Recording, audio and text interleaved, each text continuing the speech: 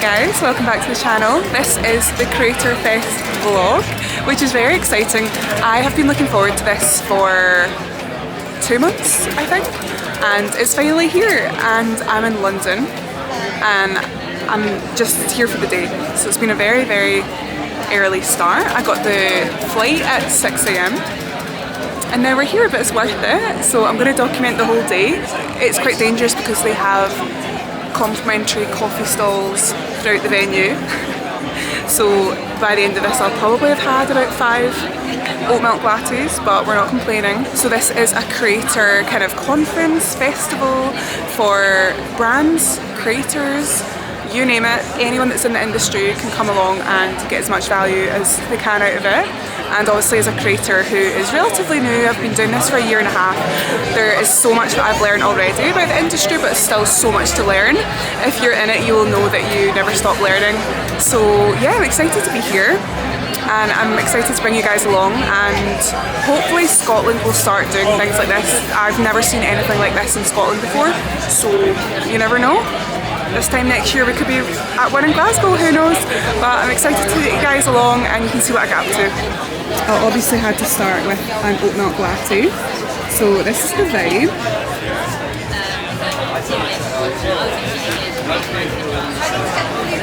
There are loads of stalls, loads of brands, loads of creators. Like, I just feel really at home. It's the same feeling that I get when I'm in America, when you're vlogging and no one cares and everyone's just happy that you're a creative. So I'm really excited to document today. But anyway, cheers guys, here's to a good day and many oat milk lattes. And Maddie, you spoke about a brand ambassadorship. How do you approach one-off brand deals versus a brand ambassadorship? Is your approach different? Definitely, because when a brand, and often a brand ambassadorship starts up with a one-off deal, you know, and then eventually it'll go into this bigger thing. But I think when you have a one-off deal, you really only have like one shot at this, you know? So sometimes that can turn out amazing and sometimes it can turn out maybe less good because you don't have the ability to kind of experiment and find out, you know, I know my audience really, really well, but sometimes a brand can come in and have a very specific brief or be, you know, have these ambitious goals or whatever, and sometimes I'm like, okay, how do I align with this? Like, how do I make this work? Yeah. And that can sometimes be difficult with a one-off deal. So you put something out and sometimes it's amazing and sometimes maybe you're like, okay, you know, if I had more chances, I would have tried this and I would have tried this. And that's what you can do with an ambassadorship is, you know, if a brand commits to, let's say, 10x deliverables throughout a year, which, you know, Erlo, I work with them every single month out of the year and I've done so for a while now. But I can find out exactly what approach to choose for the brand through experimentation. With a one-off deal, obviously you only have this one shot, so you don't have the ability to do that. Exactly. So that's the great thing with ambassadorships, is that you can try, you can experiment, you can work with the brand and kind of become this ambassador. And I think the second thing is, with ambassadorships, is because you work with this brand for so long and you kind of become, you know, through your audience eyes as well, an ambassador for them, because they're always like, Maddie's always with this Eastern brand, you know, what is it? You almost become like a spokesperson for them and you can work with them really closely. Yeah. And that's what I... Joined by the fantastic Dr. Julia Smith, who is clinical psychologist and content creator with over 10 million followers globally. Please do give a big warm welcome to Julie and Sarah. Okay, good morning everyone. Excited to be here today. Welcome to the session. Purpose Meets Psychology with Dr. Julie on the power of trust in brand building. Worked with this Calm app, and that was a sort of dream come true in terms of brands work, because that's something I had been genuinely recommending to patients for years before that and using myself. So it made absolute sense then to kind of work alongside them.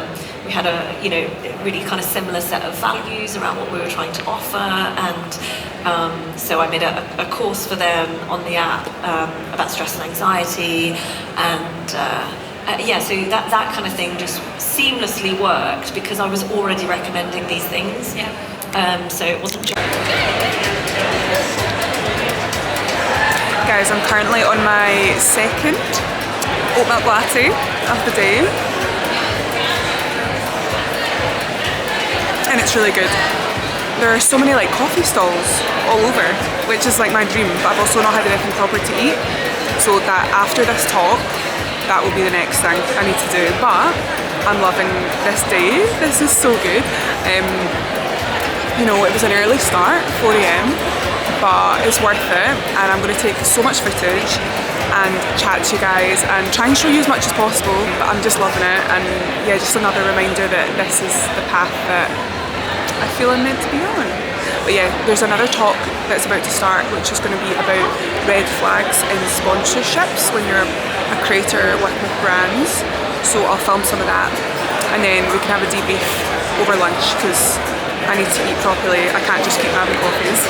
Talk about that email we all want to receive, right? We're just kind of about to wake up. Alarm clocks, you know, it's ringing 7 AM in the morning. Top of the morning to you. Hey, it's a great day in London. It's raining, but it's a great day in London. Let's have that coffee, right? Let's check that email. Did we get that email that we've been looking for? And boom, it's there. We're getting that email. Ready? Say Nike wants to do a partnership with us. Isn't that great? It's Crystal. It says, hi Crystal, this is Jessica.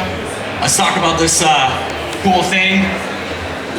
Email signatures there. We're talking big bag, big money. Sounds great. Access to the account. Whatever the account, the YouTube channel, an Instagram account, whatever. And okay guys, I finally got something to eat. I'm going to show you. It's just like a poke bowl. So I thought there was going to be loads of food trucks and stuff, but there was only 2. But it's quite nice.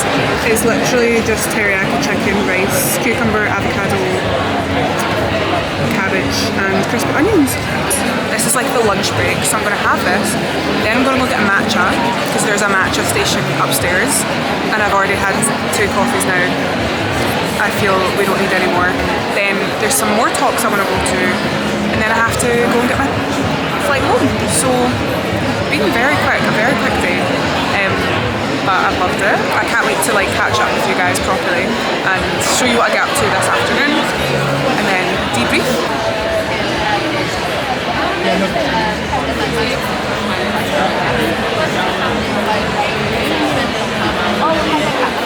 Kind of like transparent of that. So like your podcast is talk about like Patreon only community Discord server where the community can chat with each other. We host a book club, but there's loads of different ways, and like Patreon's not the only platform that do things like that. If anything, like I love Patreon, obviously I'm on that platform. They were one of the first, but now like YouTube has YouTube memberships. Substack has their whole model, which is like a free newsletter, but then you can people can like pay to subscribe for extra content as well. And then on their Patreon, they do like a monthly vlog. So it's like completely different content. I just kind of do a little bit of everything, but I kind of bring it all together with my editing style, and I have a caption style that I do, which is quite unique to me, where I do everything individually and track it to objects and kind of moves with it. And also I do a lot of hand-drawn stop motion animation. So if I'm telling a story in a video and I'm thinking of how I can like bring the story along, I'll get out my pencil paper and the draw, and I'll do a little drawing, and I'll want to rub it, I'll just do a stop motion. So that kind of goes across all of my content. So even though I might be doing a video about me going travelling or me doing whatever else I'm doing, it will have that stop motion element. It will be edited in the same way. So I think that's how I kind of round off all my content. I'm just at the YouTube stage, and I've just been listening to the last talk of the day. There is one after this, but I need to go because I need to get the flight home to Glasgow. So we're going to head now. That is the end of the day, but obviously when I get to Luton Airport, I'll check in with you guys, I'll have some dinner, then we can catch up and I can like do a proper debrief, but hopefully you've been able to like see what it's like and get a good idea of the day. But yes, I will see you at the airport. Now I need to navigate getting from Tower Bridge to Luton. I just looked it up on an Uber, £77. I said, let's get the train. So I'll see you at Luton.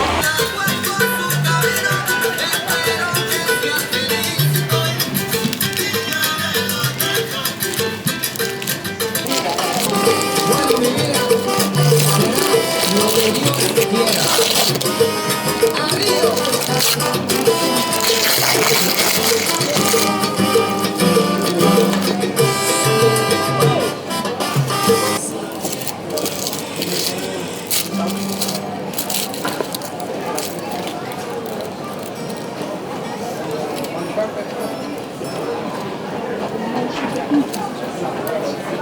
Guys, as you can probably tell, I'm no longer in London. I'm back in sunny Glasgow.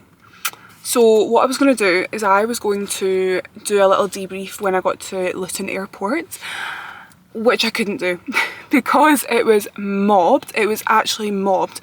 And it's so funny doing social media. You don't realise how noisy public places are until you want to film, do a voiceover, all the rest of it. Like, silence does not exist outside your own home, I swear. So yeah, I went to that burrito place. Honestly, that burrito was so good. I don't know if that's because I was ravenous or because it actually tasted good. We'll never know, but I really enjoyed it. But I just thought, you know what, the Mexican music was playing, it was loud, overstimulating, so I thought let's just do a debrief when we're back in Glasgow and we've got silence. So you probably will hear the rain hitting off the car because it's Glasgow. But anyway, this is roasting. I've got a peppermint tea. So yeah, let's debrief. Let's chat about Creatorfest. What I will say, generally, I really enjoyed it. There were a few things, if I'm to like nitpick and be super honest with you guys, that I didn't love, but we'll get into it.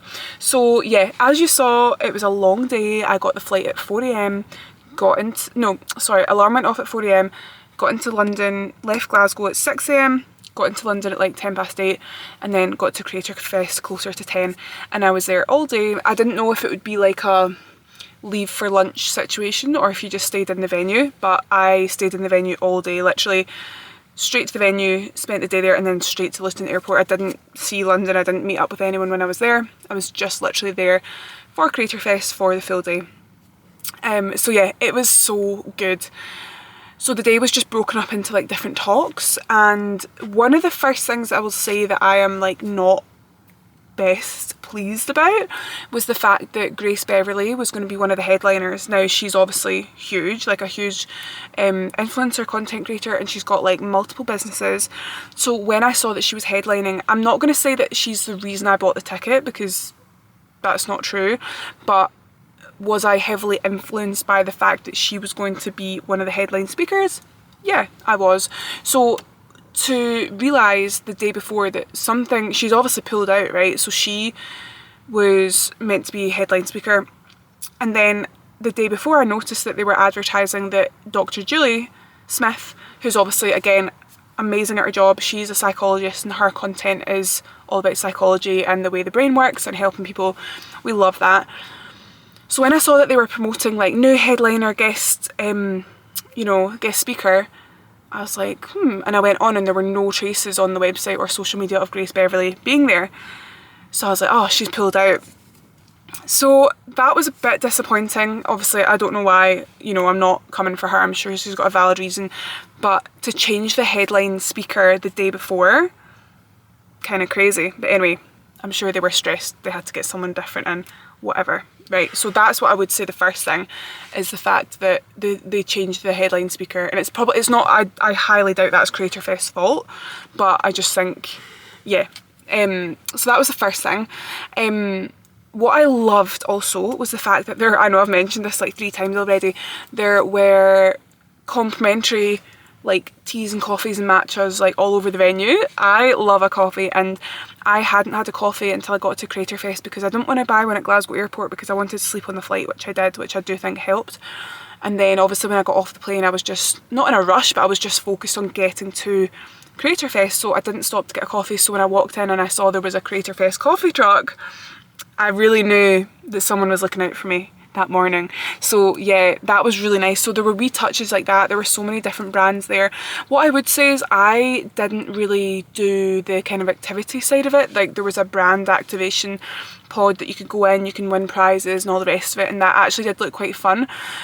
But I was there myself, like I wanted to film it. Like that's another thing. See, doing social media and going to things yourself, like it's actually quite hard if you're wanting to get content because it's, yeah, obviously if you get it, you get it, but it's so much easier when you're with someone who can help you with content. So there were a few things at Creatorfest I didn't do that I kind of should have probably done to get the most out of it, but whatever, it looked good. And the things that I did do were obviously go to the talks, which I loved, really enjoyed them. Now, I've said it over on TikTok, so if you don't already follow me, go over there. I've done 2 vlogs of Creatorfest.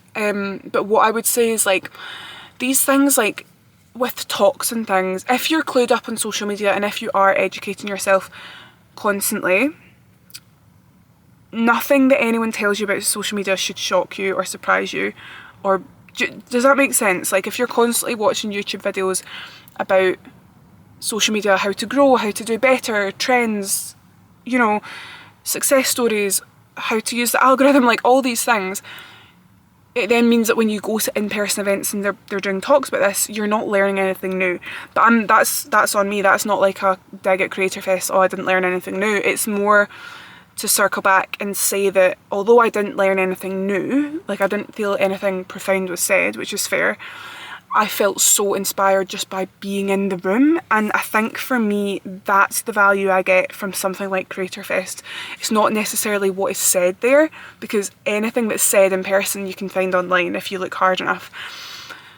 But I did love the motivation, the fire, the success, like in the room, like it was just so good. And I still think like social media, as much as I obviously love it, I'm obsessed with it, there still is that kind of like cringe factor to it, which obviously is a shame, but it's like part and parcel. I get it, especially being in Scotland. That's another thing I would say. I do think that Scotland is slightly behind when it comes to things like that, being more accepting of content creation as a job. And a prime example of that is the fact that I had to travel to London to go to an event like this. There's nothing like it in Scotland. Anyway, I just felt so like at home. I felt so inspired. Like everywhere I looked, like someone was vlogging, you know, people are getting their pictures taken, like things that can seem like cringy and embarrassing in another space here just felt so normal, and I just loved it. People were like going live and talking to their phones, and it's just not embarrassing at all. And it's not in the real world, but there still is that kind of perception of it. So yeah, I was obviously vlogging, like as you guys saw at the start of this video, I was vlogging away and people were walking past me, and there's such a sense of like there's no judgment, and that is something that I love. I do feel it's the same, I think I said this in my vlog, like when I'm in the States with my sister and we're making vlogs and TikToks and all the rest of it, there is just no judgment. It's just like the norm. And I just love it. I just feel so like kind of empowered in these situations. So yeah, I loved Creatorfest. I really did enjoy it. Also another thing, although there was like free teas, coffees, matchas, it's kind of said there would be loads of food vendors, and there wasn't. There was 2 food stalls. There was like, one was burgers and one was poke bowls. And my poke bowl cost £13, which for Glasgow is extortionate, but I feel like for London that's probably the norm. And it was really nice, but I just think there should have been more options for food. So yeah, but other than that, honestly, I really enjoyed it. Another thing, sorry, that's just come to mind. Now, there was a talk on... they put talks on at the same time as the headline talks, which I think is slightly, like, kind of unfair for those speakers that are... It's like, you know when you go to like Glastonbury and you've got like Beyonce playing and then you've got another act playing, like no one's going to go and see the other act. So there were talks that I would have liked to have gone to, but they were at the same time as a headliner talk, which was Dr. Julie. So I missed out. It's like you kind of have to choose between them. And the one that I missed out on, it was about law in the space, and I'm like kind of kicking myself. I should have gone to the law one. And it turns out the woman that was doing the law talk follows me, and I posted my vlog and she was like, oh my god, I didn't realise you were there, I followed you. So if I'd have gone to that one, I would have connected with her in real life. Anyway, I wasn't to know that, was I, at the time? But I do think they could have maybe spaced things out, but I do understand they're trying to fit a lot in one day.